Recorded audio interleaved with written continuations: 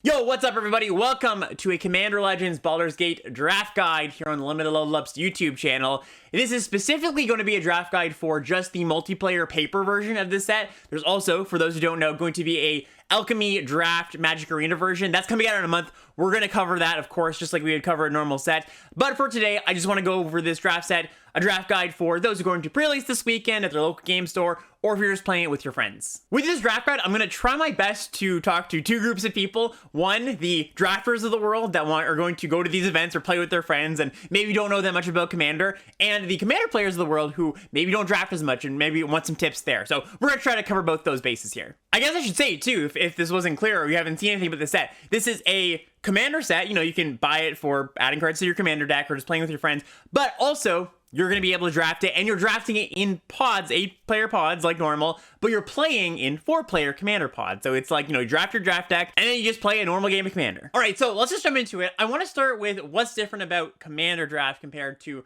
regular draft, for those folks who are used to regular draft. I did a lot of drafting the original Commander Legends from about 2 years ago. Had a lot of fun with that, so I want to relay some of the strategy, some of the big picture thoughts about that set to this set, because a lot of the stuff is pretty similar. All right, so first and foremost, maybe the most obvious one is you need to draft a Commander. Your deck, unlike in normal draft, has to have a legendary creature or a planeswalker at the helm of your deck. Worth noting, you can use any legendary creature that you pick up at any point in the draft as your commander, right? You don't have to first pick your commander and build around that. Like, you can, it's totally a fine thing to do. But often what I would do in the previous Commander Legends is just take good fixing, good card draw, good ramp early, just generically good cards, and then maybe choose a commander a little bit later, right? I think one of the pitfalls even is you pick a gold card like John Arenicus here, pick one, pack one, you build around it, but maybe blue-black wasn't that open in your draft. And just like in normal draft, you want to be in the open lane. You don't just want to force something, right? So just taking generically good cards is a pretty good strategy. You don't have to pick your commander that early. Maybe you do, and then you build around it, works out, that's cool too. But you know, you really are free in the draft to do whatever you want. For those maybe not as familiar with Commander, it is important to note that the commander you choose, that locks you into a color identity. So commander identity. And what that means is if you do have John Arenicus leading your deck, you can only play blue and black cards. So say you pick up a powerful green card that you want to splash, can't do that. You're tied to just blue and black. Also, just like regular commander, you can cast your commander from the command zone at any point. If it dies, you can also then later pay it for an additional tax of 2. So the first time you cast John Arenicus, once again, use that as an example, costs 4. If it dies, you can cast it from the command zone for 6, and then 8, and so on and so on. Speaking to those who are coming from Commander, just quickly, don't expect your deck to be as synergistic as a normal Commander deck would be, right? Because this is still limited, it's still draft. You're going to have not all the choices in the world. You can't handpick all the perfect cards for your deck.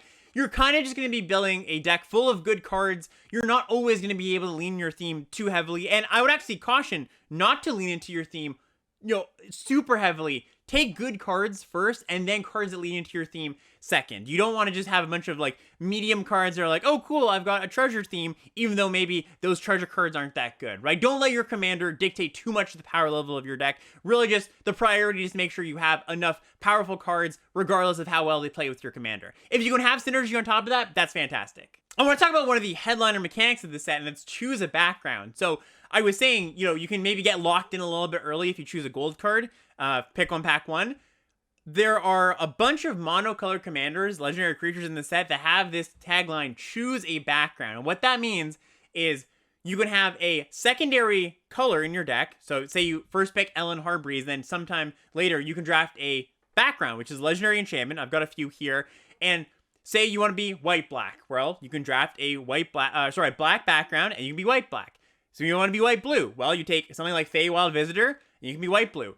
There are some backgrounds that synergize really well with certain legendary creatures, then maybe some that not as much. You know, it's going to be something you kind of feel out in the draft. But this is a really nice way to have flexibility in the draft, so you don't need to be locked into 2 colors really early. You are able to just stay mono white for a while and then go, okay, well, I'm seeing some good black cards. Let's pick up a black background so I can have a nice white-black deck. And these backgrounds, they kind of just work like a secondary commander. They live in the command zone. They are subject to command tax if they get destroyed. You can pay, for example, Cultist at the Absolute. If that gets destroyed, you can pay it 3 to play it a second time. And they are pretty powerful, right? Like in Commander, you kind of start with 8 cards in your hand because you start with your 7 and then you have your commander in the command zone. If you have a background, it's almost like you're playing with 9. Not quite, because they're not, you know, they're enchantments. They don't do something by themselves. They all just kind of have this line of they buff your commander creature, but it does give you a bit of extra material to work with, so that's pretty cool. Also, if somehow you don't pick up a legendary creature you want to draft, there's a lot of them, so you probably will, or a background,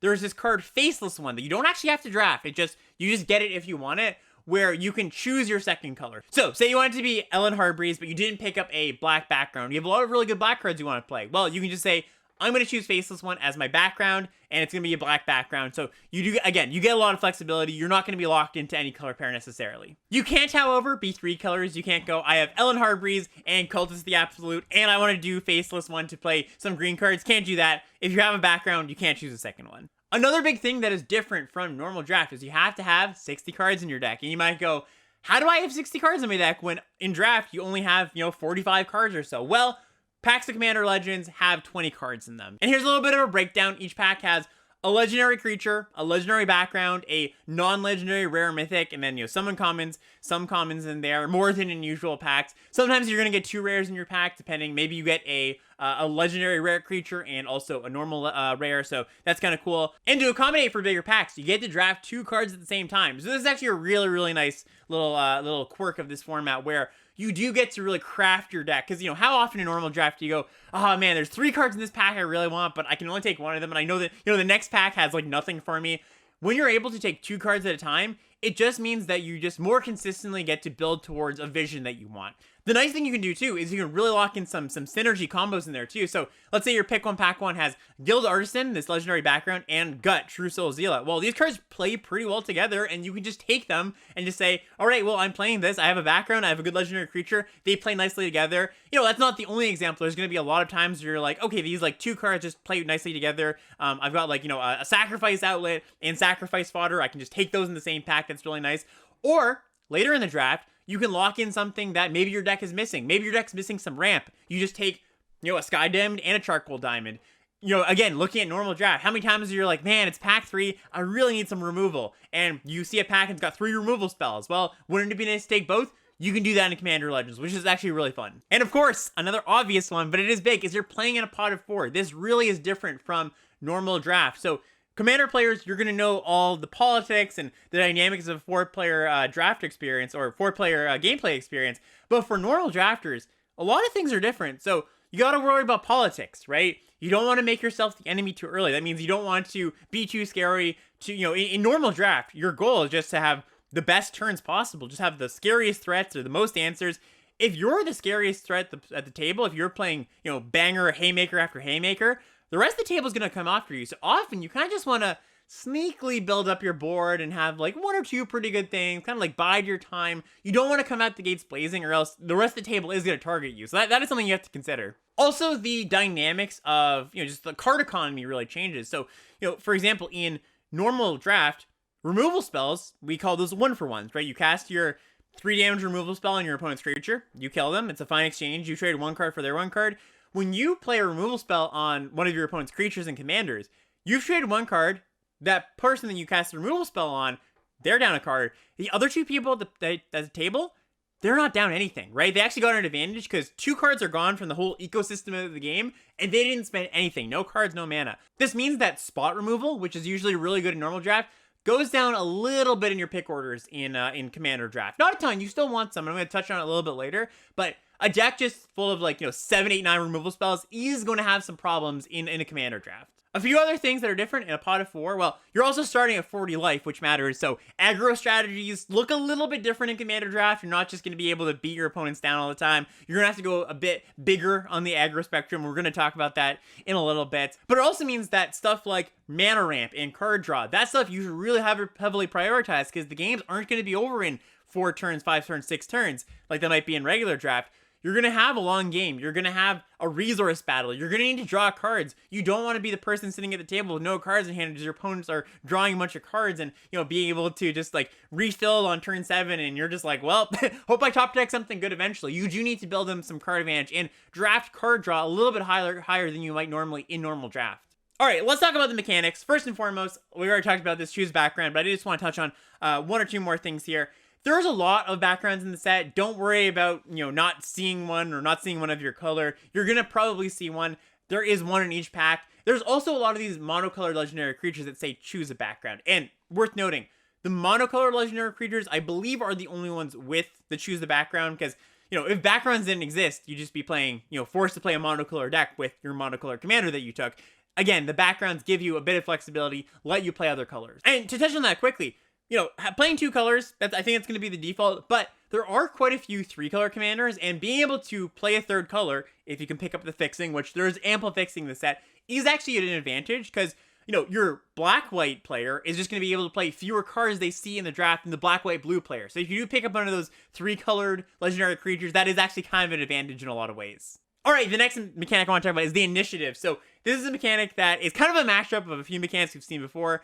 If you notice this dungeon here and you've played Adventures of the Forgotten Realm draft, you're going to know exactly what this is and how it works. It is a little bit different here. So what the initiative says, and this is kind of like the Monarch if you've played with the Monarch mechanic before, is when one or more creatures a player controls deals combat damage to you, that player takes the initiative.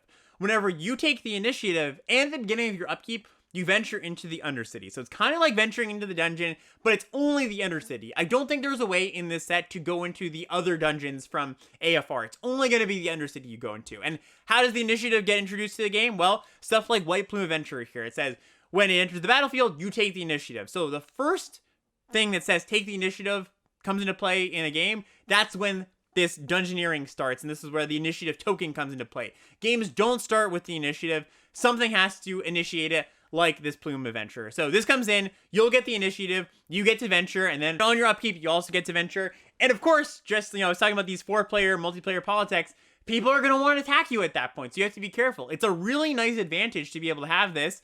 You get a lot of bonuses, you get to scry, you get to look for a land, but of course, the other people are going to want to do that too. One thing I want to note as far as deck building goes is it's really, really nice that the first room here, Secret Entrance, says search your library for basically and reveal it, put it into your hand, and then shuffle. That's a really, really cool thing to have as the first room of the dungeon here, because that just means the game flows a little bit smoother. It also means that all of your adventure cards, or sorry, all of your initiative cards, like Plume Adventure, count as mana fixing, and that's really important. It's almost like the Learn Lesson cards from Strixhaven, where if you had an environmental sciences, you would count those as mana fixing. These cards count as that as well. So, like I was saying before, you're not going to be able to play all the colors in the world. You're tied down to color identity. But being able to hit your secondary or 3rd color, or just make sure you hit your land drops, which is very important in Commander. Missing land drops can be a death knell, is really, really nice for this. So something to know, when you take the initiative, people are going to attack you, which means you might not want to attack your opponents on that turn that you take. You might want to play a bit of a slower game, sit back, have defenders, have a removal spell on hand, right? Once that initiative goes into play, the tenor of the game very much changes, and anybody who's played with the Monarch mechanic, which is very similar to this, knows that once the Monarch happens, the game just changes, right? Flips on its head. Everybody was kind of playing like coy. They're like, okay, like I'll be nice to you. I'll be nice to you. It changes from that, and whoever has the initiative or the Monarch, they're going to be the ones that's going to get targeted. And then Myriad. So I was saying before how aggressive strategies are going to have, a bit of a tough time in a multiplayer format. Myriad's a way that kind of gets around that, where creatures with Myriad, they attack all your opponents. So you get copies of them. You attack one opponent, two copies come in and attack other opponents. So that's a nice little tool for the aggressive decks. One of the archetypes, and we're going to get into archetypes in a second, is red-white attacking matters. So this plays really well in that archetype because you're going to be attacking multiple opponents, and a lot of the cards care about how many opponents you have attacked in a given turn. All right, and I do want to touch on archetypes quickly. This isn't going to be a deep dive or anything, but I do want to touch on the 10 signpost uncommons. You see this normal draft where there's 10 gold uncommons that kind of tell you what the color pair is doing. Worth noting that I think there's a lot of flexibility in this set. You don't necessarily have to be, for example, blue-whites is blink. It's flickering stuff for value. Because your commander is going to be, dictating a lot of what you're doing, or just, maybe you just don't see a lot of the blink cards, right? Don't feel like you're so tied into this theme. It's going to be something that if you get OG, for example, you're going to want to do. But you're definitely going to have, aggressive attacking blue-white deck or something like that. So these are more guidelines more than anything else. So like I was saying, blue-white, it's got a flickering theme. You're going to want to pick up cards that do good things when they enter the battlefield so you can flicker them. There's a few cards that draw a card when they enter the battlefield. There's cards that, give you bonuses when you enter the battlefield. Very, classic Magic archetype at this point. I'm sure if you've played any amount of Limited or Commander, you know what this is all about. Green-white here, we've got a pretty typical archetype as well. It cares about small creatures, cares about tokens in particular. There are quite a few cards in the set that do care about tokens. Next up, we've got red-black treasures, and this is such a classic archetype at this point, right? right? Wizards has really been pushing the treasure mechanic in both Limited and in Commander, I think. So very much, you'll know what this is about. Nothing too complicated. There's also a sacrifice theme in Red Black as well. Anybody who played Adventures of the Forgotten Realms Limited knows what this is all about. Blue Black cares about the initiative, so really cares about taking the initiative. You're going to have evasive creatures that will easily be able to take the initiative back after your opponents have taken it. Red White, like I was talking about, cares about attacking multiple people, which is kind of cool. You get to spread around the love of the aggressive, your aggressive deck. It's not just like you have to focus on one person. There's a lot of cards like the Myriad cards that do help you attack multiple people at the same time. Green Black, pretty simple, cares about self-mill. You're going to be filling up your grave, getting stuff out of your grave for value. White Black, very classic, cares about life gain. And then we've got kind of this Teamer Dragon trio. So Red Blue, Green Blue, and Red Green. They all care about dragons in some respect, but they care about them in a little bit, different ways. Red Blue cares about spells. Green Red cares about big giant dragons. And then Blue Green kind of is a little bit slower, is more about ramping into big dragons. So again, I'm not going to go through a deep dive on any of these archetypes, but I would really recommend going through the set, seeing what cards are in the set to support all these archetypes. And you can really start to piece things together for yourself. Or, if you just want to jump into the draft, that's fine too. A lot of the surprise and the fun of this draft set is maybe just jumping in, seeing what happens. But yeah, these are just the basic outlines. Again, you don't have to follow these at all. These are kind of just the things that designers have put in place kind of as handholds if you need them. And then to close out here, I just want to go over some deck building guidelines. So this is for Commander players and draft players alike. So land counts, people, Magic players, Commander players, Limit players, all Magic players love to skimp on land counts. And I would really suggest not doing that. I would really suggest a minimum of 24 or 25 lands in your Commander Legends draft decks. Again, if you miss your land drops and your opponents are all hitting them and they're ramping, you're going to fall behind and it's going to be near impossible to catch up. I know it feels bad when you drew your 9th, 10th land in a row and no action, but it feels worse, I think, when you just don't get to take part in the game, when you're stuck on 3 lands and your opponents are, again, casting their spells. So really, 24, 25 at a minimum. If your deck has a higher curve or you're, doing some big mana plays, you can even bump that up to like, 28, 29, something like that. On top of that, you also want some ramp. Sky Diamond, Wayfarer's Bauble. These are good examples of ramp cards. And these are high picks too, I will say. I want 3 at a minimum, 5. I could even go up to 7 in some spots, right? Where if my deck was really mana hungry. Unlike normal draft, you're really going to want to be ramping, right? This is, again, you're not going to get pressured as early, so being ahead on mana is one of the most important things you can have. If you're at 5 mana while your opponents are at 3, that's really powerful. You get to just do more things, cast more of your spells, and Commander is all about casting, a bunch of powerful spells. So just having access to mana, having a Sky Diamond on turn 2 is so much better than not having a 2/2. Like, if you just have a 2-drop creature on turn 2, it's a much worse turn than just having a Sky Diamond generally. And there's a lot of ramp tools in this set. So, while they are cards I want to make sure are in my deck, there's a lot of them, so it's not like they're like this scarce resource that you need to first pick or anything. You're going to see them. I will say, though, Wayfarer's Bauble, a colorless ramper, is better than Sky Diamond early in the draft, for example, because, again, Commander identity does come into play, and you can't play your Sky Diamond that you first picked or second picked in your red-black deck, right? Whereas Wayfarer's Bauble, you're always going to be able to play that. Then you want some card draw, right? Like I said, these games are going to go long, especially, it's not like a normal Commander game where you have some really awesome, powerful rares and mythics at the top end. I mean, you are going to have those, but your entire deck isn't going to be filled with those. So to kind of push yourself to the mid-game, make sure it's not a giant slog, you need to have some way to refill, some way to gas up, some way to get an advantage. And I would push for 5+ ways to draw cards. It doesn't have to be literal, 3 mana, draw 2, and there are some of those cards in that. But stuff like Skullport Merchant, stuff like Black Market Connections, that's, one of the better ones if you can get your hands on that. That card's really good. Timora's Invoker even. It's like 2 mana, 1/3, 8 mana, draw 2. Even something like that in your deck really goes a long way. So 5 at a minimum, but if you have a lot of ways to produce mana, you could even have more than that. Spot removal. I did want to touch on this. Again, I don't think you want too much spot removal. Now, you want 2 to 5, let's say, to make sure you can deal with a problematic permanent. You don't want something on the opponent's side of the battlefield to take over and nobody has any interaction. But you don't want to load up on it because it is just card disadvantage in the ecosystem of a 4-player multi-game. So don't just have, 10, 11, 12 removal spells. There's enough removal in this set to go around. You don't have to pick it too highly. So yeah, you want to lock in some. You want to be able to, on a key turn of the game, get a blocker out of the way and attack, but don't load up on them, I would say. And then finally, flying, or just a way to get an evasion, is really important. These draft Commander games do tend to bog down a little bit, where they can go a really, really long time. I think the longest game I played was like 2 hours the last time, maybe even longer than that, just because unlike normal Commander, there aren't always going to be these giant game-ending combos that are going to win the game, right? Sometimes it's going to be something like this Pseudo-Dragon Familiar that just, you know, over the course of a few turns, you give a few big creatures flying and then you get in there.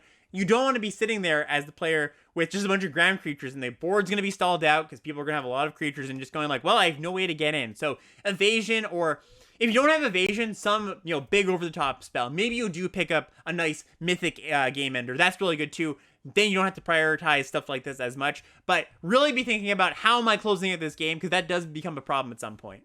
And that's it. That's all I want to say.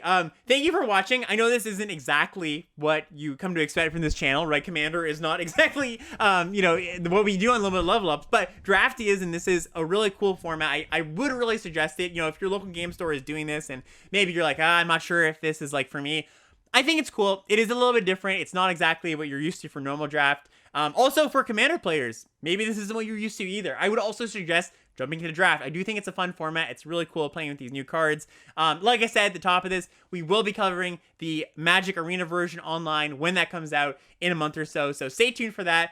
As always, if you liked it, leave a comment, leave a like, leave a subscribe, all that good stuff. If you want to talk about anything else about this set, I've done a pretty comprehensive look. So if you want to talk about specific cards or archetypes, please leave a comment. You know, I'm super happy to talk about that. Didn't want to do a super deep dive, just want you to do the kind of surface level stuff. And yeah, thank you so much for watching, and we'll see you next video.